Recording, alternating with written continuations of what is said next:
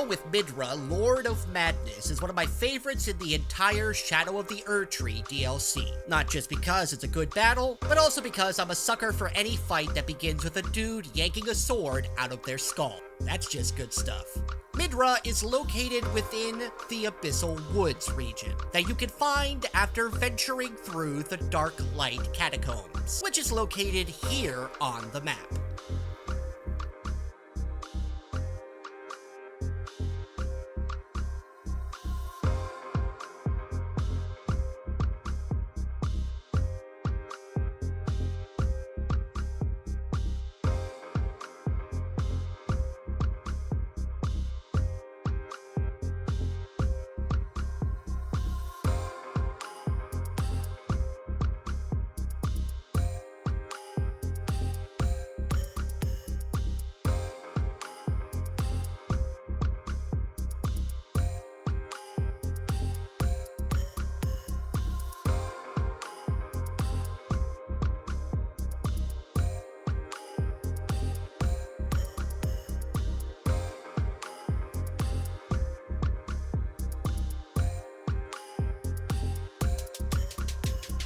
After you get through that mess of a dungeon and beat the boss at the end, you gotta get through all of this mess of a location and avoid getting grabbed by these freaks to make it all the way to Midra's Manse, which is located over here.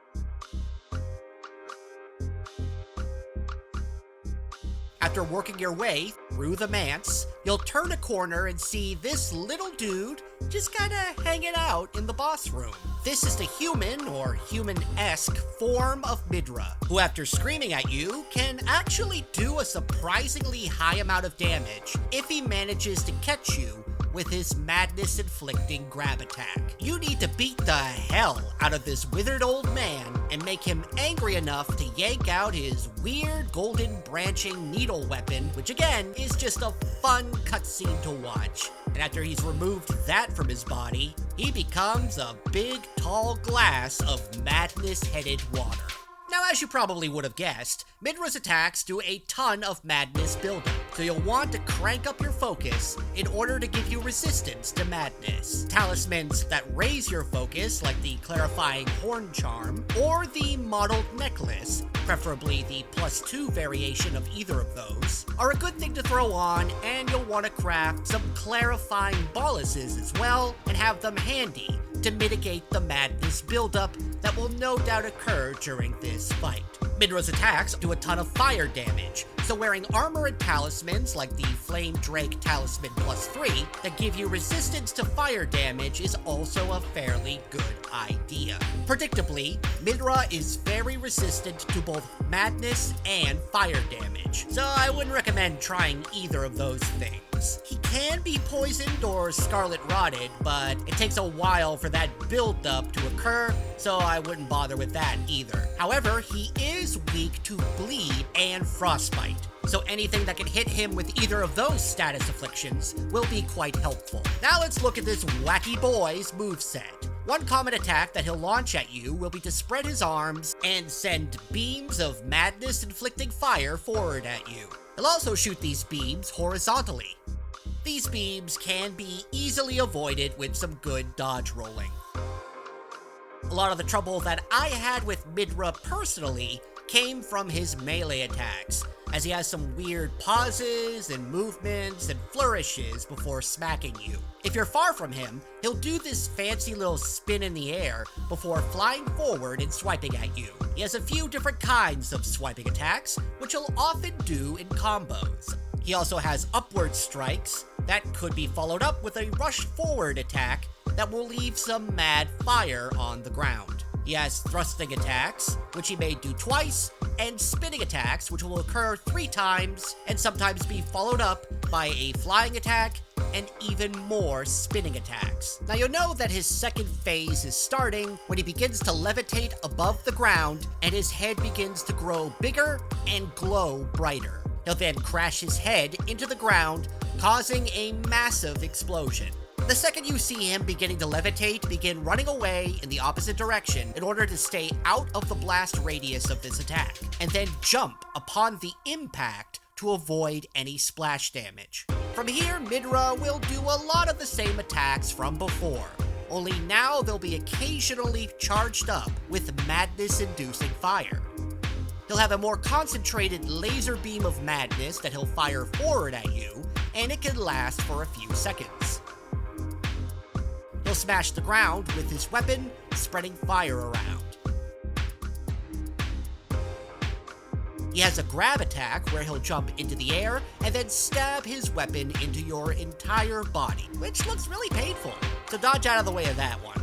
He also has another jumping attack where he'll smash the ground, causing needles to burst upwards, which can be best avoided by rolling backwards.